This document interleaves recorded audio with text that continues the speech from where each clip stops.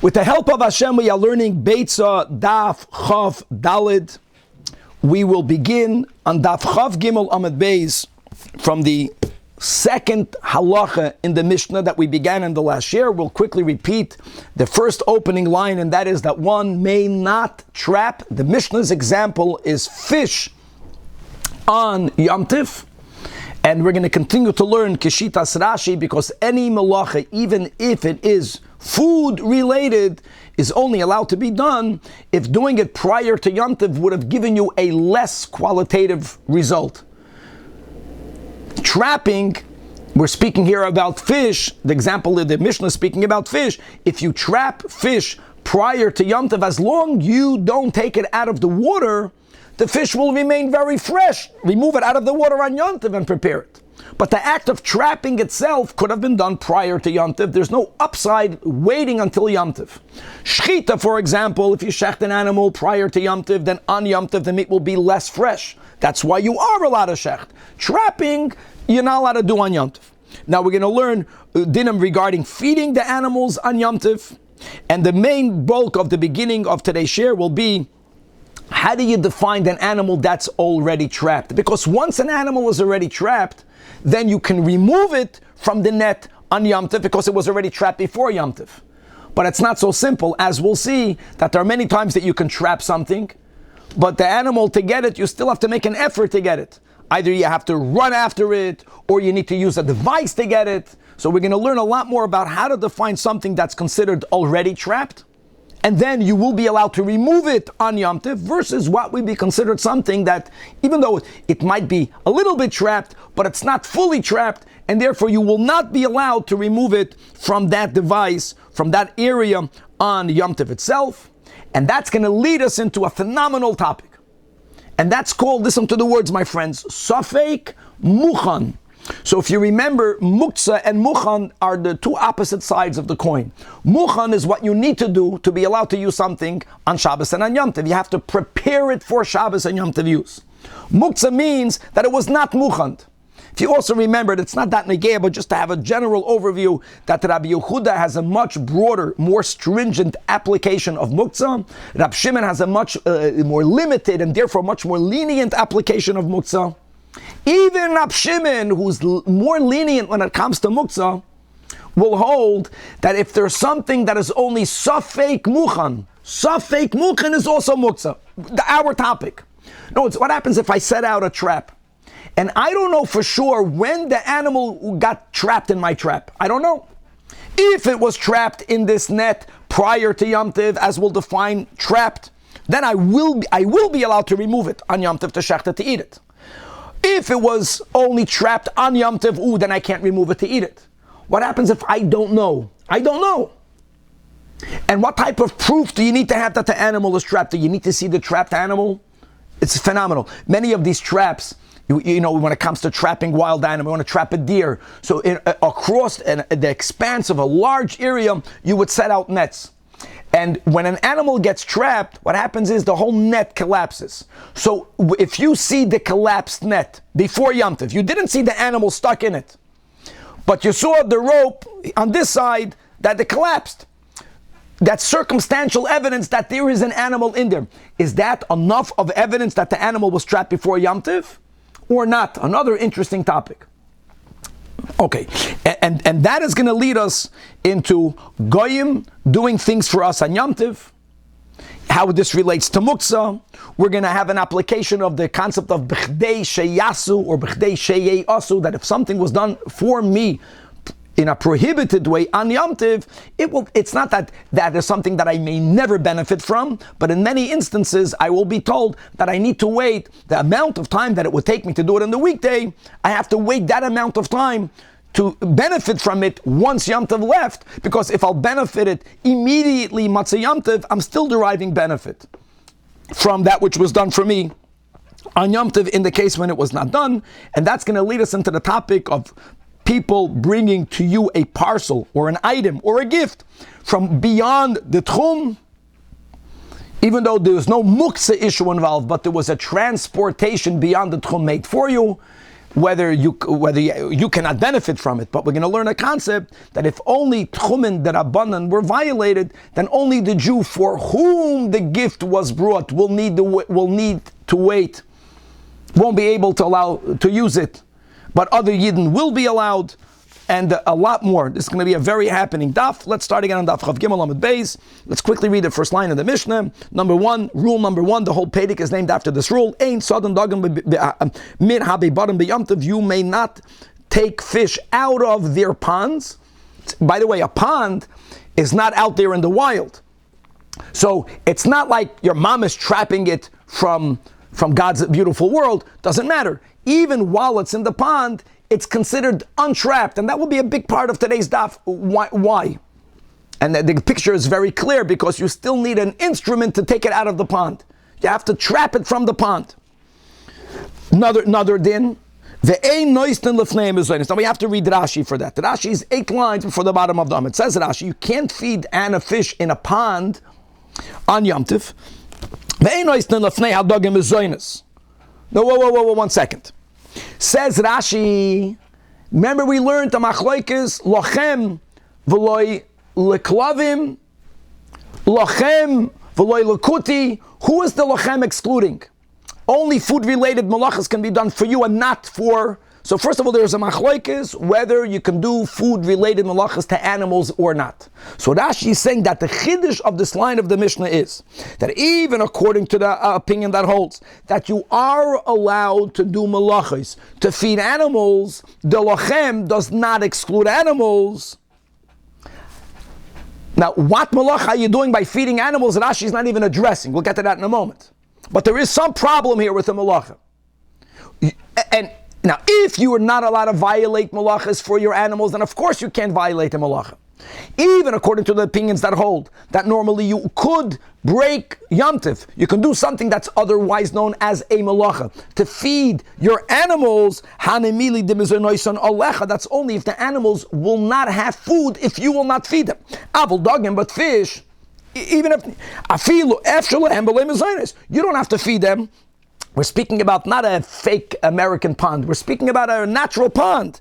That because you have over there the sharshei asavim, you have the roots of the grass, you have other stuff that is growing in the pond.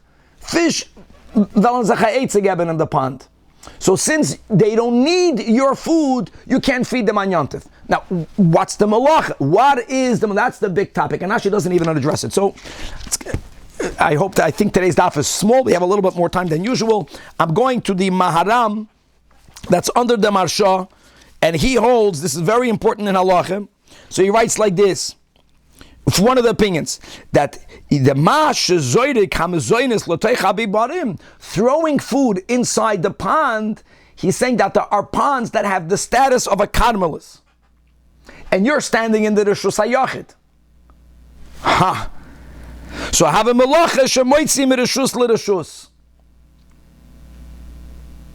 Amazing. This touches on so many things. First of all, mitoich shehutra, you can carry. Evidently, no, you cannot carry. If there's no need, remember we learned the 3-way machlokes rishonim, there's no need. And the issue of throwing food into a pond is that you might end up carrying. Then he writes another shita.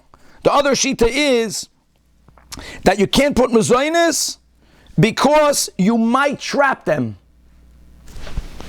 Even if it's not an issue of hoitzah, but if you're going to feed them, you might trap them. And that's why Tosfos says, that he explains, that these two dinim in the Mishnah are connected. Since you're not allowed to trap fish even from a pond, they're in a pond, but they're not yet halachically trapped. And therefore you can't trap them. Therefore, don't give them a zaynis. Why am I saying all this? This is the source. As we know, we just came off Hashgacha Pratis Tavshan Pei Beis, the time where we say Tashlich. Our minik Chabad is to try to do Tashlich on the first day of Rosh Hashanah. If you didn't do it on the first day, then people do it until Yom Kippur, maybe even until Hoshana Rabbah. There's a big difference between Yom Tiv or not Yom Tiv, Tashlich. And that is, that even though the minig is to try to go to a body of water that has fish, and it's brought down in some noise kelim, v'sashlich, b'metzulas yom, kol chatoisam, that people have a minig to throw in some bread, that it says, don't do it If you're saying don't throw anything to the fish, if you're saying tashlech hayamtiv, that's the Mishnah over here. And this is brought down in the Noisei Kenim and the Shulchan Aruch.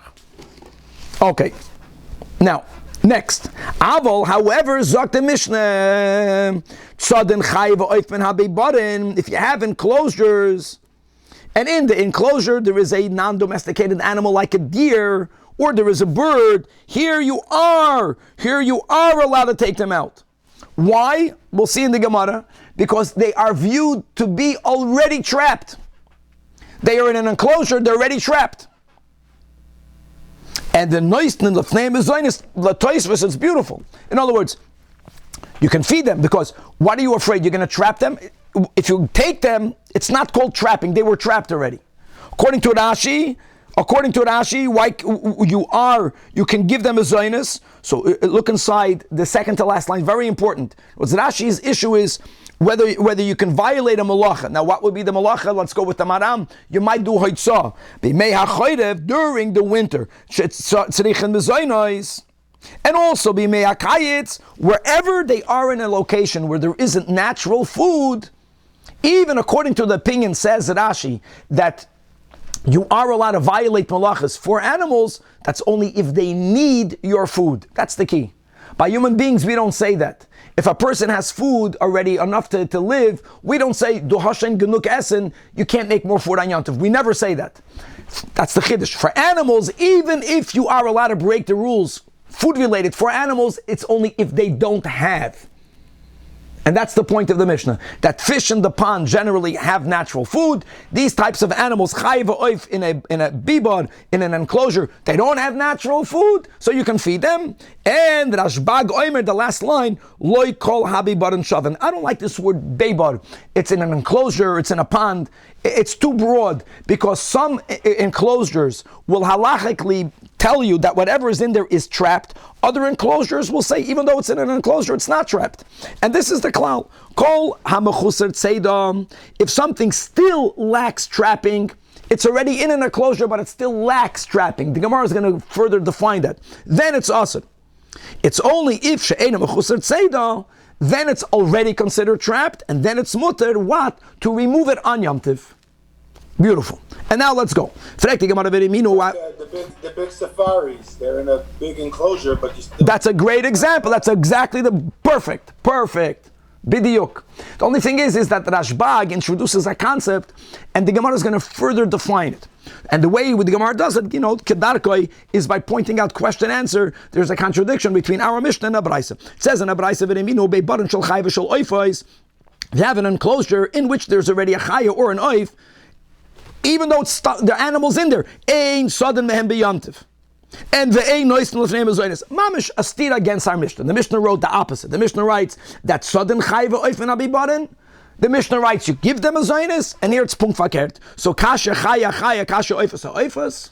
Suggests the Gemara bish loy mechaya chaya. I can say loy kasha ha meaning braisa follows Rabbi Yehuda, as we'll show in a moment. Ha, our Mishnah follows the Chachamim. Which machlokes does that refer back to? To a Mishnah that we have in Masechta Shabbos D'Tanan. Rabbi Yehuda Omer hatzot sipar la migdol. If a person traps a bird, how? By driving it into a closet.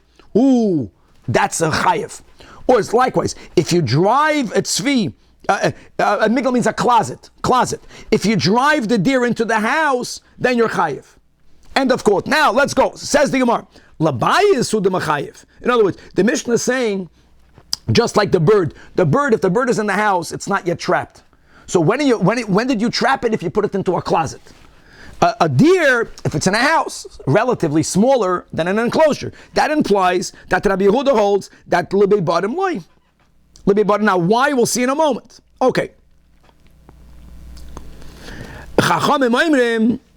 Regarding the bird, they agree with Rabbi Yehuda. Tzipor is only called trapped if you on Shabbos drove it into a migdal. I want to take that the word drive. Even if you didn't drive it, if it's already in the closet and you close the door, that's also called trapping. Let's remember that. However, utzvi, not only if you have a tzvi trapped into a bias, even if it's in a gina, which a garden is larger, even if it's in your yard, larger than a house, clear to say, you're also chayiv. Oh, so here you already see there's a machlokes tanoim. How to view a deer that's inside an enclosure, so that can reconcile Mishnah B'Raisa. But oifos, kasha, because they both consent. And v'chitema hanameli kasha. Let me say that ha, meaning our Mishnah is beber mekoida. It's a roofed enclosure. So therefore the bird in there cannot fly up. It's taka trapped already. And the B'Raisa that says that only if it's in a closet are you chayiv, but not in an enclosure. That's because it's speaking about an enclosure that's not roofed. No. That can't be. Because for habayis, the kekebar mekoida dami, a house is like an enclosed, it has a roof, it's a house. And yet, bein l'Rabbi Yehuda, bein l'Rabbanan, when is your act of trapping a bird considered Seder on Shabbos or on Yontiv? Only if it's in a closet. It has to do with the size. Aval abayis loy. So how do you respond to that? Omar Abba Barafuna. And this is the Nekuda. See, everyone when they read this, not everyone. When I was learning the Gemara, you chop, it has to do with the size. I keep on saying size. The Gemara is going to, the beauty here is we're introducing something that people don't think about. I deny, most people don't think about. Some people don't think about. It's not just about the size. It's about the state of the creature. How does that animal feel when it's in that area? Once an animal feels, oops, I'm trapped, it becomes subservient. Right? You're breaking a wild horse. After a while, areingebrochen. It's amazing. So you can have two enclosures that have the same size. But what type of animal is in there? So there's a bird that's called tzipor droir. Not only is it a smaller type of bird, but it's a type of bird that never, is it stubborn? It doesn't become subservient. It's a free bird. That tzipor droir, that's the Mishnah and the B'Raisa knows. Whenever we speak about a bird that only in the closet it's trapped, it's a type of bird she'eino mekabel asmaros. It doesn't accept mastery. And therefore, even if it's in a house, if you try to get it, it's going to run away from you. In the Tanach of Rabbi Yishmael, why is this bird called droir? Because the word droir also comes from the word dira, living, and living means living freely. That it lives freely in the house the way it was out there in the field. It doesn't acknowledge that it's trapped. No. So such a bird has to be only in a migdal. But both the Gavaldik, so that resolves it. Now, hashtas the asis la'achem. So therefore, you don't have to say it's a machloikes Mishnah and B'Raisa. I'll tell you that the other dinim are also not a machloikes. Chaya chaynam elikash. No. There is also, so there's two aspects now. There is the size of the enclosure. That's one angle you have to analyze. And how do you define big and small? The Gemara will give a few examples, and it's not arguments, it's just different ways of defining big and small. And there's also, there's the chefza meaning the trap, the size, and there's the gavra, there's the bird, there's the creature. Gavaldik. So Ravashi defines kol abasra.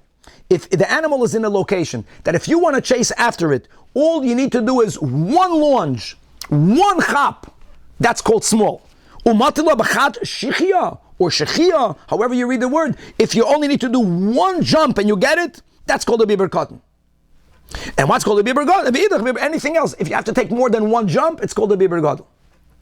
Inami is not a machloik, it's just another way of defining it. If the enclosure has different corners, so it's not about only size. So, there's a little crevice, there's a little nook, there's a little side room, that's called a biber gadol. Maybe that's because the animal, when it sees that it has where to run away to, it's still not mekabel marus. Once it sees that I'm trapped, it's amazing. Animals, they become more submissive. Once they become submissive, then they're already trapped. Inami, that if the shade of one wall touches the other wall, that's called a biber cotton. And the other one is called a biber gadol. You're telling me the shade of a wall, then it has to do with the height of the wall. No one mentioned the height of the wall. Tosfos says no, that the walls in the times of the Chazal were a standard height. Okay, weiter. Now, Now, this is very important. So we are interpreting the Tanakh.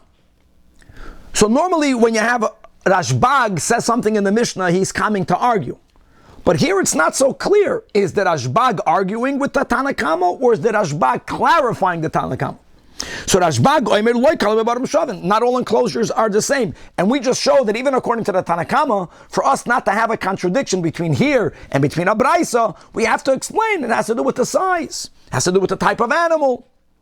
So listen, so what happened? So Amar Rabbi Yosef, the last narrow line, in the name of Rabbi Yehuda, in the name of Shmuel, Azvos, that halacha ki Rabbi Shimon ben Gamliel. He made that statement, that not all enclosures are the same. So Amalei Abai, I don't understand, this is your statement, I don't get it. Halacha implies that there's an argument. And when I learned the Mishnah, based on what we just said in the Gemara, it doesn't appear like there's an argument. Even the Tanakh is not going to argue with the Beitzah we learned. Everyone subscribes that loy kol bibar and shavin. Now, no one is denying the fact that halachically, not every enclosure is the same. So Abaya's statement wasn't to challenge the halachic ruling, but it was to challenge the way he learned the Mishnah. So Amalei, so his response was, so okay, lamai nafke loch mina, who cares? Bottom line is, the halacha is like Rashbag. So yeah, so my way of wording it implied that I understood that there is a machlokes, and you hold there's no machlokes. But what practical difference is there? And Amalei, to which he responded, Gemara zemarta tehei. Should learning Gemara be like singing a song? It's not only about the halacha. You are saying words that imply that you learned that there is a machlokes. I didn't learn the Mishnah that way. I want you to explain to me the Mishnah. Now these words are so enlightened with the Kuntras Achron from the Alter Rebbe. David's Mirois Karis Elyahu. What was the Nekudah the Alter Rebbe says? What was wrong with David HaMelech getting punished for calling the Torah as Mira? Right? The Alter Rebbe says that David HaMelech emphasized that all of nature is hanging. The ganze big olam hazeh is hanging on a little diuk in halacha. That one change in halacha changes the whole reality. That's how awesome Torah is. He called the Torah the music. And God's criticism is that Torah is much greater than it only being the source of the worlds. It's even greater than that. It's mamash fits. In other words, the halachic part of Torah is what's called zemidas. So when he told him Lamai nafkemina, so Abaye responded, it's not only about halacha. Of course, halacha is the most important part to know what to do, but you have to learn pshat correctly in the Mishnah, whether it affects halacha or not. That's beyond the level of zemidas. That's a very gewaldige insight. In other words, according to this, learning Gemara, even though normally the halachas kisra shel Torah, kol hashena halachas, there was a tzad of dafka learning a shakel v'tariya correctly, which is connecting to godliness even higher than the level of halach. Let's go weiter. And Zeh HaKlal says Rashbag, kol hamechusar tzeda. Now we're going to have more. We're going to have more definitions, and according to many, we're not arguing with what we learned above. When Rashbag says, if you still need to trap it, how do you define that animal which still requires trapping, even though it's in an enclosure? If you need to say, if you still need to use a trapping device. That was the picture that we had up above, that when the fish are in the pond, you still need a net. You can't chop it with your hand. That's another way of saying, if you still need a trapping device, it's not yet trapped. Amalei Abaya, if that is the criterion, have a kasha. What is that kasha? Avos and geese. These were animals that people commonly had, and tarnagolim, chickens. And sho'oimnim, there are times, by COVID, many people got chickens. The chapa chicken, when the chicken is running away from you, you need a trapping device. Still, when people chop their chickens, it's a lot beneficial to have a device. Yet we learned v'tanya hatzad avazim. If you trap geese or tanagoylim and chickens or v'yoyna had desiyos Herodian doves. They commonly doves that would live in a house.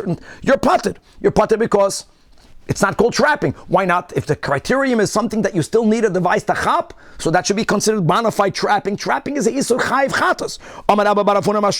No, I'll tell you the difference. Halalu, the geese and the chickens, true during the day when they're running in your backyard, you're not going to catch them so quick. No way. But at night, Ba'in lekiluvin la'erev. They return to the little betele, to the little bed, the basket that you make for them. Oh, That's called domesticated. Halalu. But what we were speaking about Rav Yosef was speaking about was the animals that they don't come to the Kaluvim La'erev. You know, it's even during the day when you need a trapping device to chop your chicken, the very fact that they know where to go to sleep in your corner that you made for them, they're already considered trapped animals. Interesting. Doves that live in a dove coat. And yoina aliyah, doves that live in the attic of homes. The boyim likaluvim la'erev, they also come to nest at night. Yet we learned in a Beitzah atzod yoina shovich and or v'yoina aliyah and v'tziparim, birds shekinenu b'tefichim b'beiros, people who would have large mansions, big houses. Part of they would put up these jars high up for birds to come and to nest. The Beitzah says that if you chop a bird from there, you're chayiv. So you can't say that just because at night they come to a specific place, they are considered already domesticated. Two things. You need two criteria. Number one, that is part of the definition. If they come at night to roost, to sleep in a specific spot, then even during the day, they're already considered trapped, but there has to be another thing that's needed. And that is umizonoison olecha, creatures that you have to feed. They don't get food from out wild. Again, it's about the way I understand. It's not about the area, it's about the psychology of the animal, if you can say that. In other words, the fact that the animal needs you for mizonos, they are more subservient to you. So they are domesticated. And even at this moment, the chicken is trying to run from this corner to that corner of the backyard. No, they're already considered trapped. But v'halalu, the ones that the Beitzah mentioned, right, the yoina shovich and yoina aliyah, even though that they come to roost at night in the little corner that you made for them, but they get the food from out there. So they don't view themselves as they belong to you. The aim is in us in Alechem. Which is why everyone should have a bracha that we should rely only on God for mizonos, because when you rely on another human being for mizonos, that's the pshat, you're subservient to them. And we have to be subservient to God Almighty, and only to the Eibishter. Well, Hashem should bless us with, if you use in English, financial independence from other people. Rav Mari Amar, Hani, another way, Hani avide l'rebuye, that these doves that the Beitzah says you're chayv trapping, they slip away. V'hani, the geese, they don't slip away. The Gemara says, no, we just said before, all of them slip away. Go catch a chicken. Try that.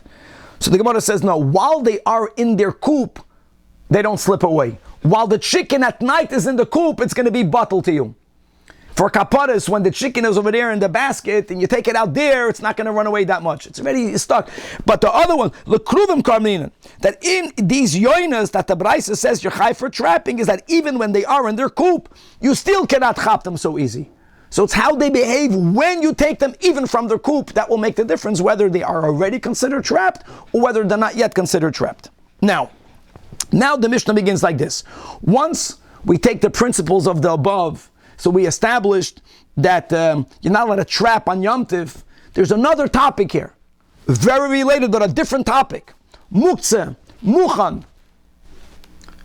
So if an animal was trapped on Yom Tiv, not you had a trap.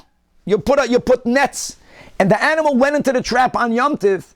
Zol's wissen sein that even though the animal is already trapped, you cannot take that animal because that animal is muktzah. An animal has to be trapped before Yom Tiv for it to be designated to be used by you for Yom Tiv. Has to be muchan. And like we spoke about in the introduction, the nuance here will be beautiful, and that is that even though muktzah is a rabbinic, and generally by rabbinic rules we are lenient by a doubt, safek derabanan lekula, muktzah is a very serious rabbinic. And safek muchan, as we'll see, according to many, will also be problematic. So let's read the Mishnah. When you have all these types of devices that you placed out there to trap non-domesticated animals, to trap birds, to trap fish, even though you laid them out out of Yom Tiv, lo yitel mehem b'Yom Tiv. You can't say, I put it out there out of Yom Tiv. You can't go and take the animal on Yom Tiv Ela imkain yoideya. You have to know that it was trapped from before. In other words, suffix is not enough. That's the key. You have to know bevadai. This animal was trapped from before Yom Tov. There was a time that an Jew brought fish to Rabbi Gamliel on Yom Tov. Now, we don't know when the guy got the fish. And the Rashbak said, Rabbi Gamliel said, really mutarin, which is a stira to what we just learned. Because if you don't know, if we're going with the premise that it's so fake, not good, you don't know when the guy got it. Must be the Gemara is going to clarify that Rabbi Gamliel argues. Number one, Rabbi Gamliel holds Safek Muchan is also good. If you know for sure that he trapped it on Yom Tov, that's not good. If you have a doubt, you can be lenient. And therefore, when the guy brought for him fish, he said, it's mutter. I'm not taking it from him, not because I agree with the Tanakama that Safek Muchan is muktzah. No, I don't want to take it from him. Rashi writes, he had an issue with that non-Jew. If not for that, I would take it.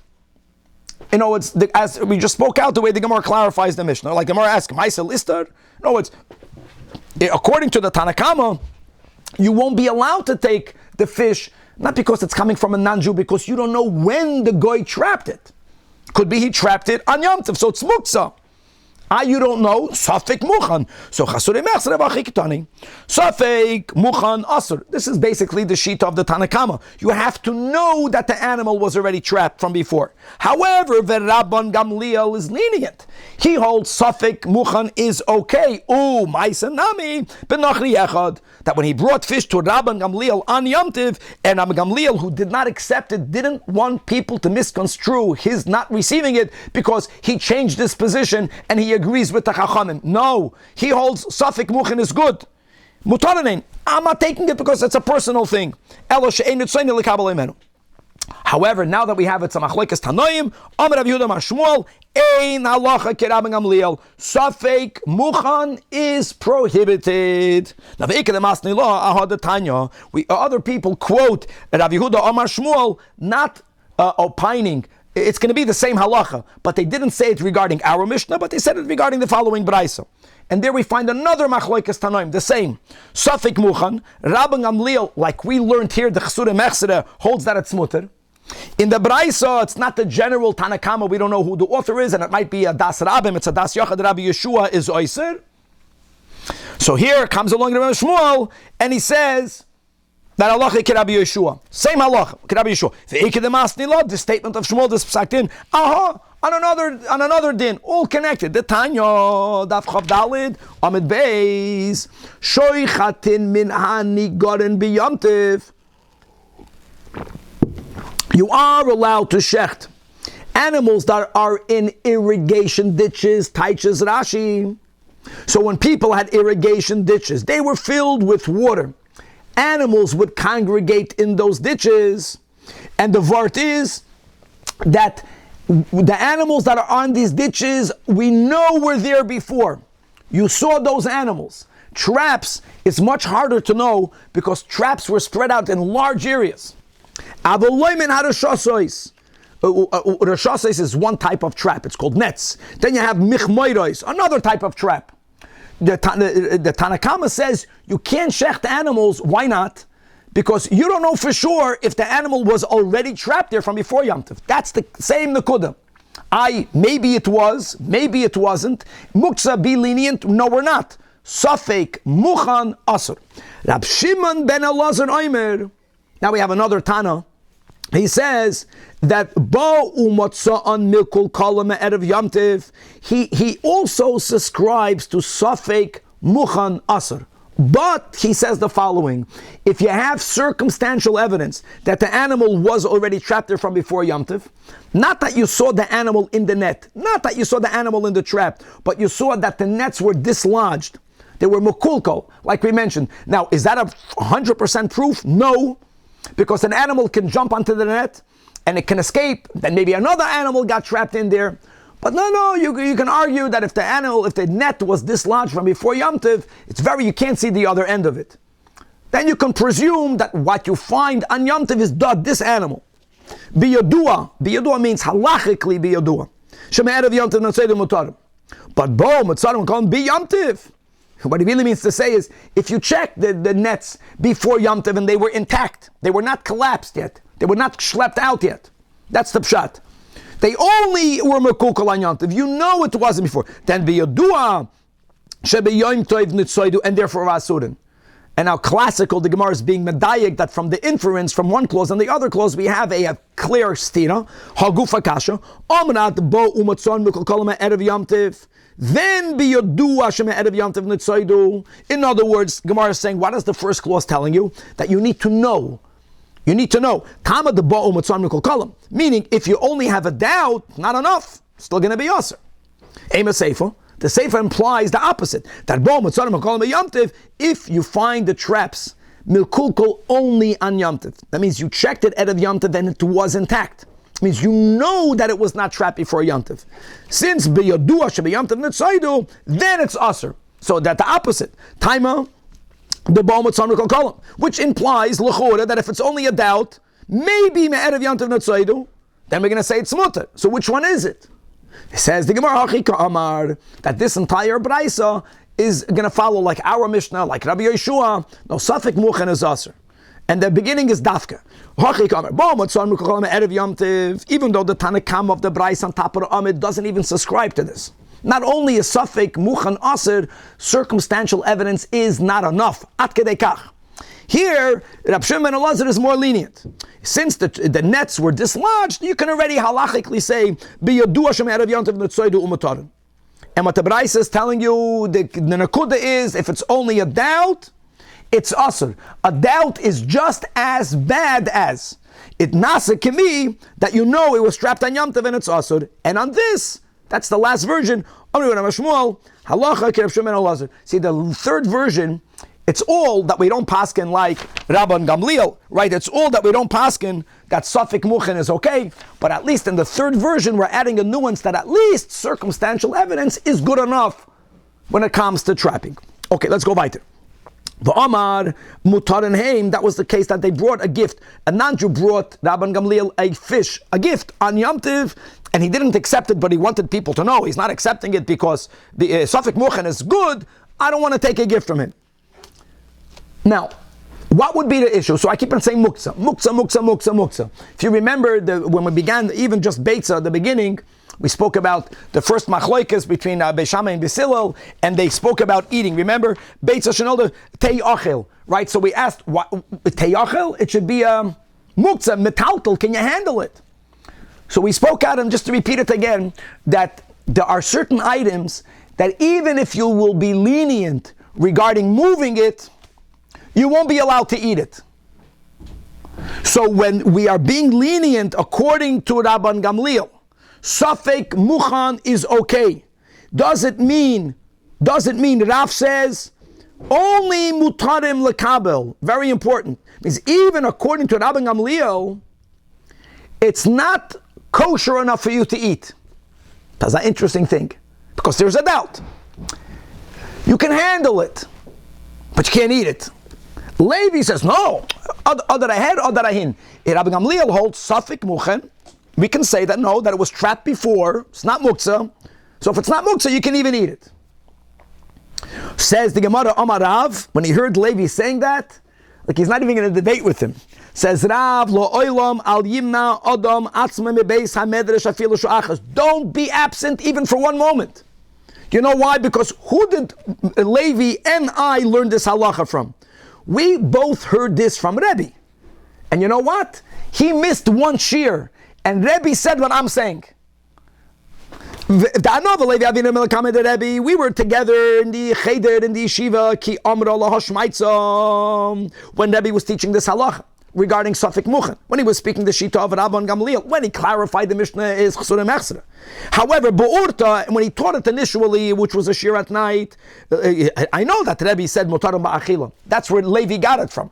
If you hold Safek Muchen is good, you can even eat it. You know what? Rebbe came the next morning and Levi was not there. But Safra Amar, no. Even Rabban Gamliel only said Mutarim Lekabel. So you know what? I was on the base Midrash. Even though clearly at night, if you would have asked me, I would have said mutaram b'achila. But then I changed my opinion because my teacher changed his opinion. Hadrabi, Levi delehava b'medrasha loy hadarbe. So I'm not even debating it. Of course he's wrong. The message is never miss a shiur. Meisvei, this will be a kasha now on Levi. It's amazing. Levi's not refuted. But we're going to try to refute Levi. It says in a Beitzah, Nochri shehevi doirin li Yisrael, a guy that brings a gift. I was speaking about bringing a gift on Yom Tov. Afilu dogim hamifulamim, even if the fish is moist, so it appears that it was trapped today. Now the next appears, not for sure, but look at the next one. Even if the guy brings peiros b'nei yoimon, I'm touching the words, fruit that was picked today, not maybe. Fruit that was picked today, says the Beitzah mutarim. So now look at the kasha. Bishleima lamanda amar mutarim lekabel. If the whole question is whether you can receive it or not, so at least it's less problematic. It's less problematic. But if you're going to say that the topic is whether you can actually eat it, can anyone say that fruit that was picked on Yom Tov, peiros b'nei yoimon misharab, of course you cannot eat it. A malacha was done. By the way, there are two issues here. A malacha was done for you, and it's muktzah, right? Because prior to Yom Tov, everything that's connected to the ground, like animals that are out in the wild, are not muchan. They're not muchan, even according to Rab Shimon. So the Gemara says, you're challenging Levi? The whole Beitzah doesn't work. Forget about Levi. This is the answer. We're answering with a question. What, peiros b'nei yoimon misharab betiltul? If the Beitzah means what it says, forget about eating. Peiros b'nei yoimon are not muchan. And even according to Rab Shimon, aside of a goy did a malacha for you. So said Elot must mean, the Beitzah doesn't mean that the fruits are b'nei yoimon. We're speaking about items that look like they were taken today, but not necessarily so. The fish was b'kavorei da'adime. The fish has this type of red tinge under its gills, which is something that only fresh fish have. It doesn't mean for sure that it was trapped today, taken out of the water today. It looks very fresh. The fruit that he brought as a gift was the kevishi biyaraka. They were fruits that if you wrap a fruit in greens right after you pick it off the tree, it retains its freshness. It looks like it was picked today.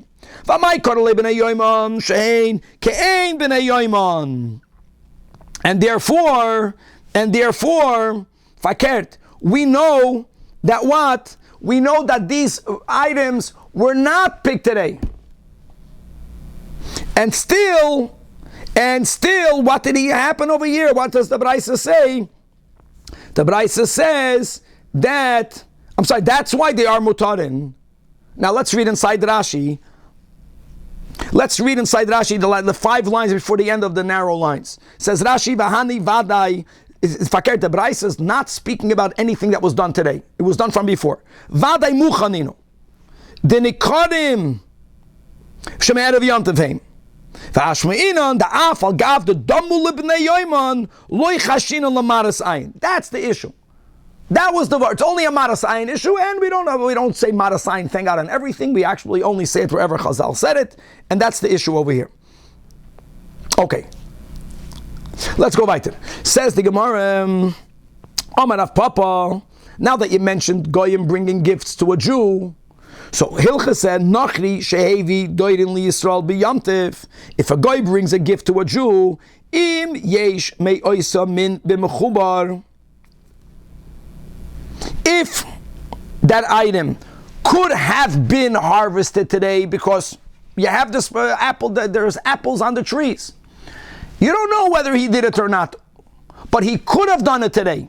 That's called Safek Muchan. And as Shmuel Paskind, L'chumra, so is Rav Papa. That's usher.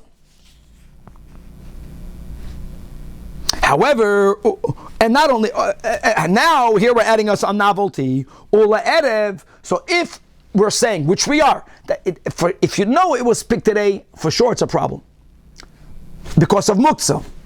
Even if you have a doubt, safek muchan is muktzah, and we said even according to Rab Shimon, it's very strong. Now what about at night? Matzah Yom Tov. So ule'erev nami asurin b'chdei sheyei asu. Matzah Yom Tov, the time that it would take you to receive it.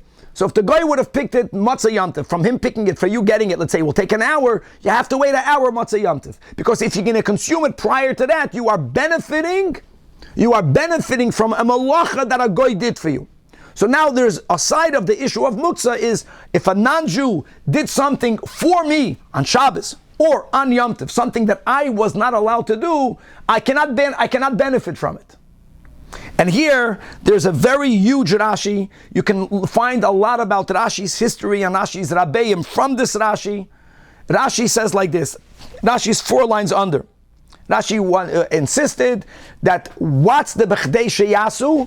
Going only from Matzah Yom Tov Rishon into Matzah Yom Tov Sheni. You don't have to wait until the end of real Yom Tov. Let's read inside. Ula'erev asur Bechdei Sheyasu. Kedei. In other words, once it's Matzah Yom Tov, you can say there's no muktzah. But there's the other issue is that you cannot derive benefit from a malacha that was done on Yom Tov. Says Rashi, but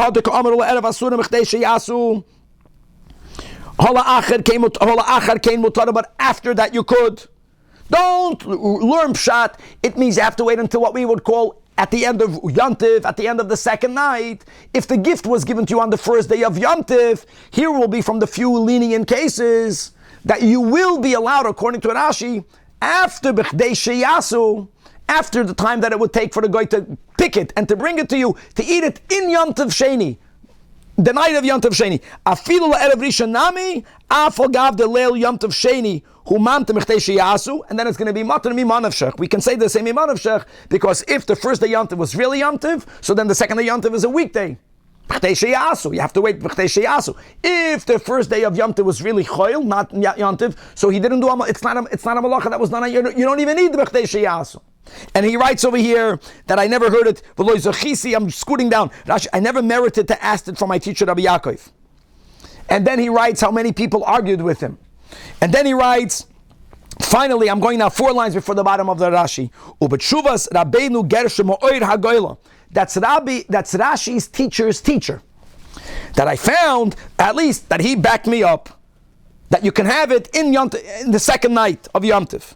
And he quoted that Kamoisi Gam Ata Boilai Motzasi Kamoisi. And now he writes Gam Ata Boilai Michtov. He got a letter Mi Gar Maish, probably the name of a place. Shabal Sham Adam Gadol, that there to Gar Maish came a big person. He was an elder person. Yoshev Mi Yeshiva. He was sitting and learning. He came from Rome. His name was Rab Koloinimus.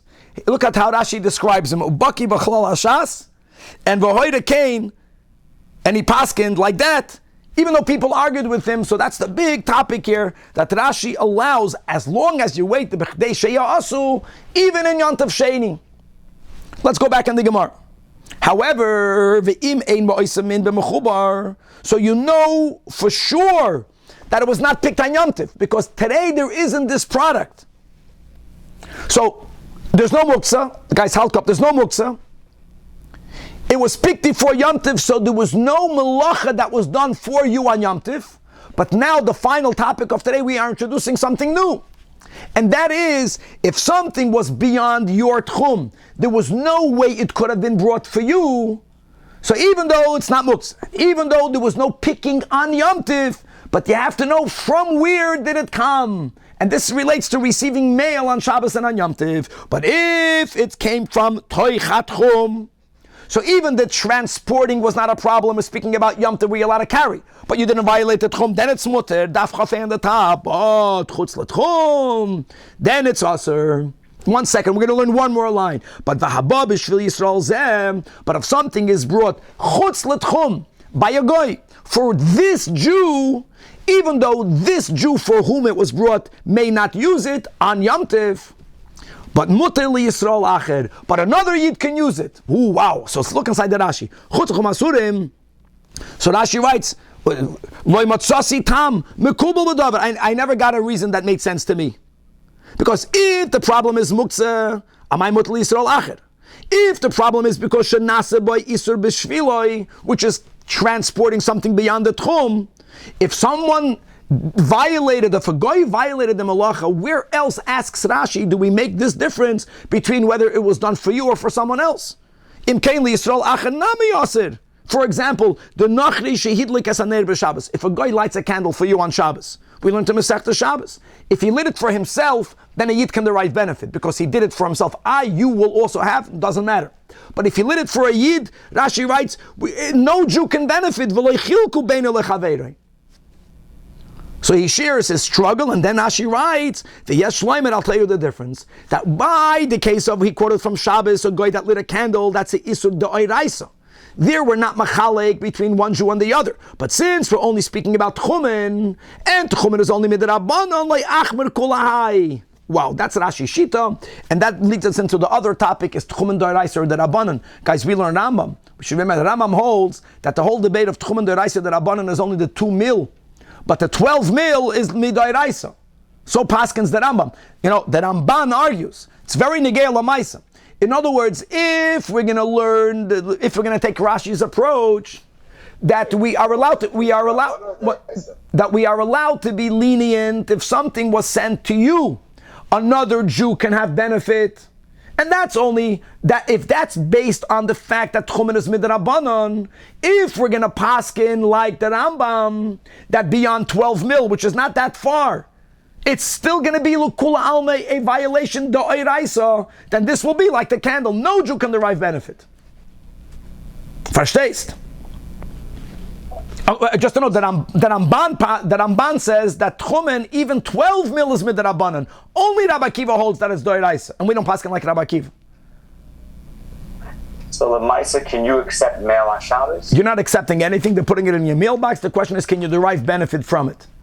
Can you bring it into your house? Can you open up your package? Well, the question is it muksa? The question is it muksa?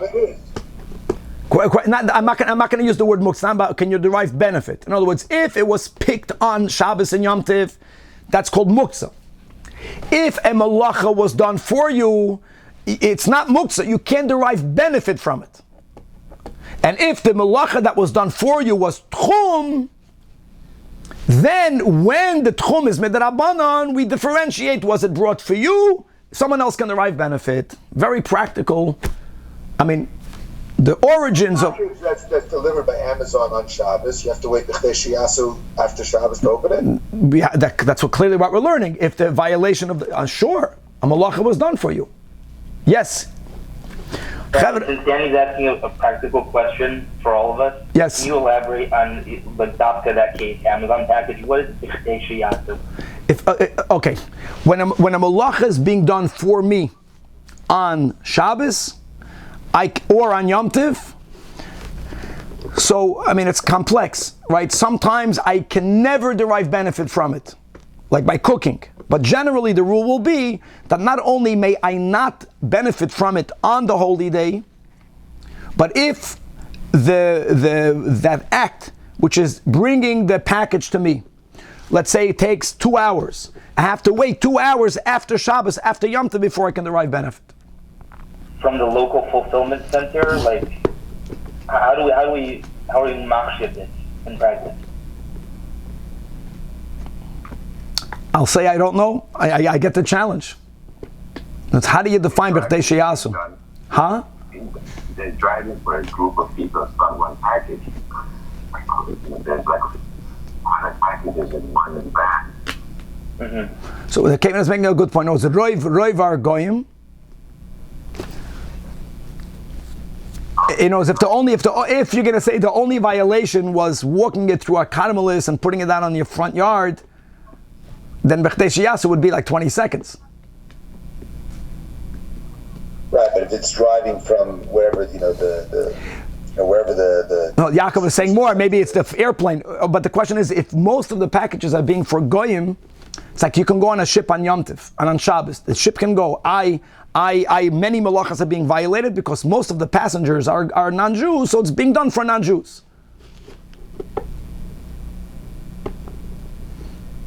Thank you, Rabbi. Okay, Chavra, to be continued.